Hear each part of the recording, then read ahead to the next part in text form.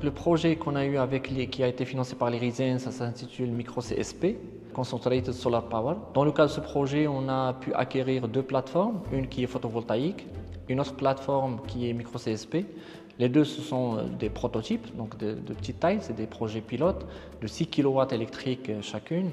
Donc la plateforme PV elle est installée au niveau de l'EMI, tandis que la plateforme MicroCSP elle est en cours d'installation en Côte d'Ivoire, notre partenaire INPHB. L'idée, malgré la distance entre les deux, c'est principalement l'échange de données entre les deux plateformes. Et c'est ça ce qui vise à mettre en place cette collaboration et d'échanger entre les différents chercheurs.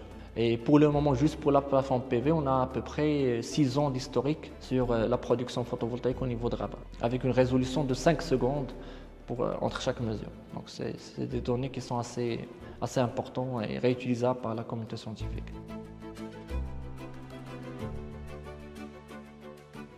L'objectif de notre projet, MicroCSP, il a 3 volets principaux. Le premier, c'est l'utilisation de MicroCSP pour compenser l'aspect aléatoire, les erreurs de prévision dans la plateforme PV. Deuxième volet, c'est de valider le concept, de mettre en place une plateforme CSP, mais de très petite taille.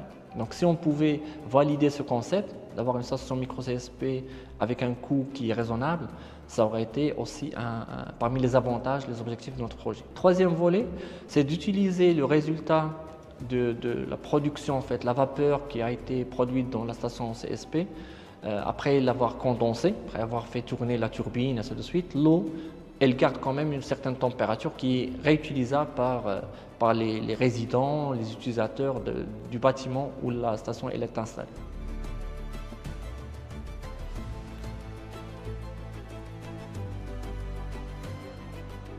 Dans le cadre du projet, on a eu plusieurs doctorants, plusieurs stagiaires, plusieurs profs aussi, qui ont travaillé soit au niveau de l'EMI, au niveau de l'INPHB, aussi de Michigan Technological University. Cette initiative de l'IRISEN de financer de tels projets, c'est elle, en gros, qui a poussé la communauté scientifique à s'intéresser aux énergies renouvelables. Sans ce financement, sans ce déclenchement par l'IRISEN, ça aurait été difficile de s'intégrer dans ce genre de projet qui était nouveau par rapport à la communauté scientifique.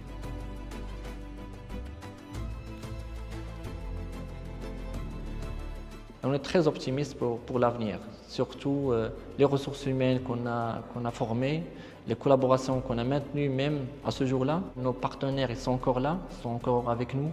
Ils sont très motivés, optimistes à continuer dans ce projet, à soumettre à de nouveaux projets et d'atteindre de nouveaux objectifs et de les réussir.